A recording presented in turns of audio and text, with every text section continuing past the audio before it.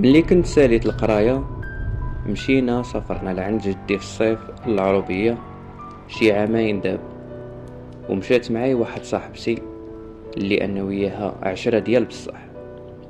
دازو الايام الاولين زوينين حيت ديما كيرحبوا بينا وكنت فرحان اكتر ملي شفت باللي حتى صاحبتي عاجبها الحال. كنا كل مره شنو كنديرو؟ الصباح كنبقاو ناعسين معطلين، وفي العشيه كنخرجوا ندورو على رجلينا.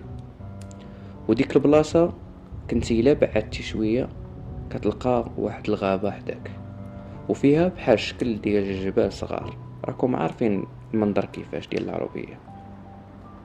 المهم كنا كنمشيو لتماك، ولكن ما كنبعدوش، كنتصوروا كنهضروا كنضحكوا، وملي كيبدا يطيح الظلام كنرجعوا بحالتنا للدار. واحد العشيه مشينا وقلنا ديما كنبقاو ندورو في نفس البلاصه، اجي ندخلوا شويه للغابه ونبدلوا داك الروتين اللي كنديرو كل نهار، وغير من الباب ديال الفضول وصافي. هي هذيك دخلنا وبقينا غادين، وهذا الشيء كان زعما بالعشيه، ماشي راه طاح الظلام، يعني مازال النهار. ودابا مع كنا غاديين وصاحبتي كتهضر لي على صاحبها، ما رديناش البال للوقت وبقينا غير غاديين داخلين الغابه شويه، حتى صاحبتي كتقول لي شوفي ديك الدار لهيه شتي كي دايره. ملي دورت وجهي كتبان لي واحد الدار مخبيينها الشجر وسط الغابه.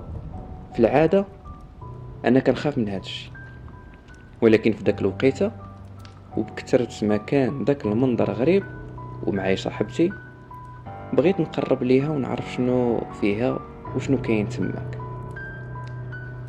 صاحبتي لقيتها اكثر مني، انا كنت بغيت غير نشوفها عن قرب، ولكن هي بغاتنا ندخلوا ليها بجوج.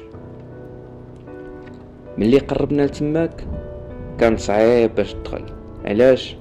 حيت الباب كان فيها واحد الحجر كبير، وداك الشيء بحال الشجر والنباتات.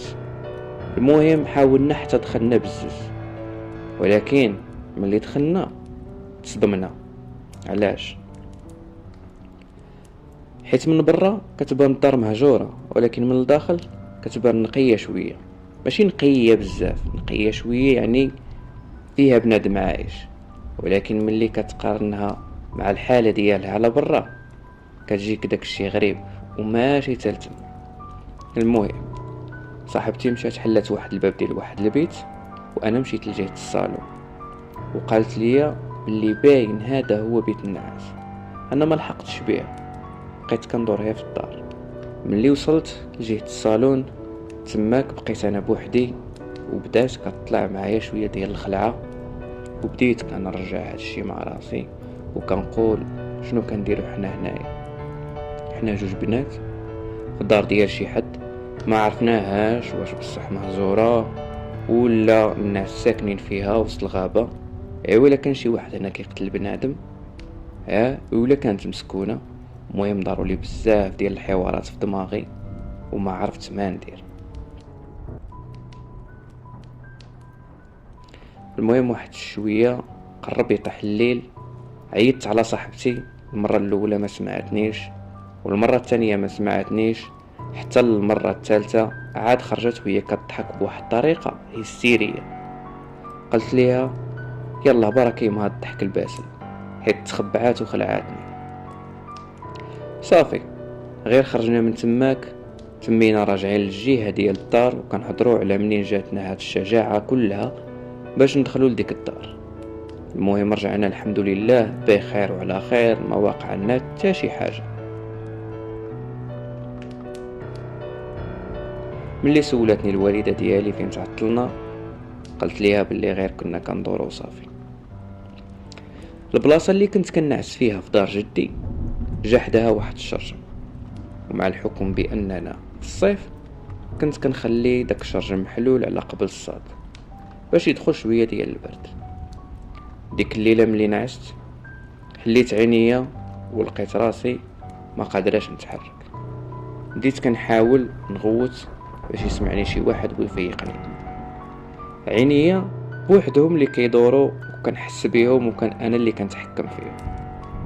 دورت عينيا ملي شفت جهة الشرجم بانت ليا واحد المرأة كتطلع ليا بنص عين وشعرها مدلي. عرفتي قلبي حسيت بها يخرج من بلاصتو، بقيت كنتركل وكنغوت وانا داك الغوات بحال اللي كنغوت غير من الداخل ما كيتسمعش حتى فقت. واخا عرفتو غير بوغطاط شديت الشرجم وقلت اللهم الصاد ولا هاد الخلعه اللي حسيت بها دابا. وليت نعست وهاد المره حلمت براسي في واحد الخلا بالليل وكنشوف واحد المراه جايه لعندي وكتقرب ليا من بعيد وشعرها كان مدلي من جهه وحده. راكم تخيلتوا البلان كي داير، وكنت كنسمع فيها كتقول لي شي حاجه ما واضحاش حتى قربات وهو يبان ليا باللي عنقها بحال اللي مقروض او مهرس ما عرفش، المهم الشكل ديالها مايل. وبقات كتقول لي رديها لبلاصتها، قلت لك رديها لبلاصتها. كنت في داك الخلا حتى لقيت راسي في شي دار وتما المراه كتقرب ليا وانا ما قادراش نتحرك بالخلعه. جبدت شي حاجه من فمها دايره بحال الشعار والوسخ وقبطات لي فمي ودخلته لي فمي حتى صرت وانا نفيق عرقانه ومخلوعه وكنغوت. صاحبتي قالت لي مالك؟ قلت لها ما كاين حتى شي حاجه، ما بغيت نعاود لها حتى شي حاجه. واخا عرفت باللي هادشي اللي شفت غير حلمه، ولكن ما قدرتش نعاود نرجع ننعس ديك الليله. بقيت فايقه حتى لغد ليه في الصباح من اللي فاقوا والديا وجدي. المهم لغد ليه من بعد ما فطرنا جات عندي صاحبتي وهي تقول لي اجي نوريك. مشيت عندها، شوفي البارح شنو خديت من داك الدار، وهي توريني واحد المشطه غير شفتها لحميت تشوك عليا.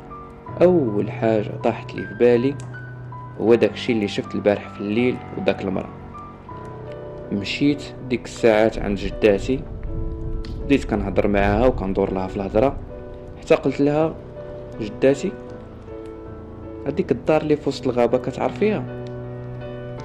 وهي تقول لي باللي حياتها كلها وهي عايشه هنا عمرها عرفت باللي كاين شي حد ساكن وسط الغابه ولا كاينه شي دار في وسط الغابه بهذا المنظر هذا.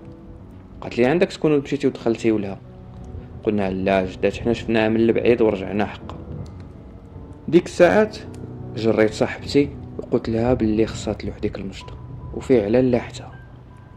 صافي كنظن باللي ملي لحناها ما يوقع لنا حتى شي حاجه. المهم تغدينا نسينا داكشي بحال الا ما وقعات حتى شي حاجه.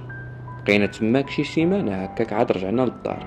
ديك السيمانه دازت مزيان ما حلمت حتى شي حاجه بديك المده كلها، وبقيناش رجعنا كاع للغابه ما وليناش زرنا جهتها. المهم ملي سالات السيمانه لا غد ليه بالليل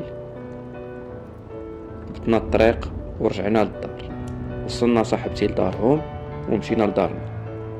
لا غد ليه وصلنا صاحبتي للدار ديالها ومشينا حنا لدارنا. بالليل صاحبتي صيفطات ليا واحد التصويره كتوريني وكتشرح ليا كيفاش انها ملي دخلت الدوش شعرها بدا كيطيح ليها وكيتنسل بلا قياس. من داك النهار وهي فين ما كتدخل الدوش كيطيح ليها شعرها، حتى شعرها خفاف لواحد الدرجه ما تصوروش، ولات كدير الدره ولات كتحشم انها تعريه. من ديك الوقيته وانا ما قادراش نحيد داك الاحساس ديال ديك المشطه وديك الدار اللي دخلنا ليها. واش عندها علاقه مع هاد الشيء ولا صاحبتي جاها شي مرض؟ علاش انا ما وقع لي والو الا كان بصح داك الشيء وقع لينا من داك الدار؟ وكيفاش انا حلمت بديك المراه وصاحبتي ما حلمت حتى شي حاجه؟ وكيفاش انا حلمتها في داك النهار وصاحبتي هاد الشيء وقع ليها حتى دازت سيمانه عليها؟ ما عرفتش علاش. مازال كنت عارفه نقول باللي درت شي حاجه انايا، ولكن انايا ما درت حتى شي حاجه وحلمت بداك الشيء. ولكن ما كنتش عارفه شنو ديك الحاجه اللي عطاتني نصرتها وعلاش صاحبتي في ديك السيمانه وقع ليها والو حتى رجعت للدار. عاد بدا كيطيح ليها شعرها هكاك، وكتقول لي باللي في الليل كتفيق على شي حد كينتف ليها شعرها، وملي كتفيق كتلقى الخدية عامرة بالشعر ديالها.